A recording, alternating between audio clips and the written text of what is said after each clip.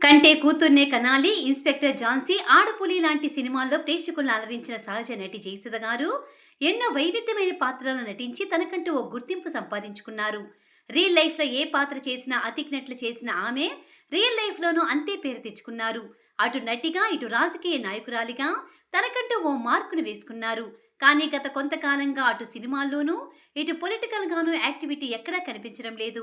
దీంతో ఆవిడ రాజకీయాలకు గుడ్ బై చెప్పినట్లేనా, లష్కర్ మాజీ ఎమ్మెల్యే ఎక్కడా అంటూ సర్వత్రా చర్చ నడుస్తోంది. తెలంగాణ ఏర్పాటు తర్వాత పొలిటికల్ గా ఆమె రాణించలేకపోయారు. జయసుధ గారు కాంగ్రెస్ పార్టీ తరపున 2009లో సికింద్రాబాద్ నుంచి పోటీ చేసి ఎమ్మెల్యేగా గెలిచారు. వైఎస్ రాజశేఖర్ రెడ్డి గారు, కిరణ్ కుమార్ రెడ్డి గారు, రోసయ్య గారి హయాంలో యాక్టివ్గా కనిపించిన ఆమె తెలంగాణ ప్రత్యేక రాష్ట్ర ఏర్పాటు తర్వాత ఆమె పొలిటికల్ యాక్టివిటీస్ తగ్గిపోయాయి. సినిమాలో సహజ నటిగా తన మార్కు చాటుకున్న జయసుధ గారు లష్కర్ ఎమ్మెల్యేగా ఏమాత్రం గుర్తింపు సాధించలేకపోయారు. కాంగ్రెస్లోని దశాబ్ద కాలం పైగా కొనసాగిన జయసుధ గారు గత ఎన్నికలకు ముందు కాషాయ పార్టీ కండువా కప్పుకున్నారు. బీజేపీకి క్రిస్టియన్ల మద్దతు కూడగడతా అని కూడా చెప్పారు. పార్లమెంట్ ఎన్నికల్లో కిషన్ రెడ్డికి మద్దతుగా ప్రచారం చేశారు.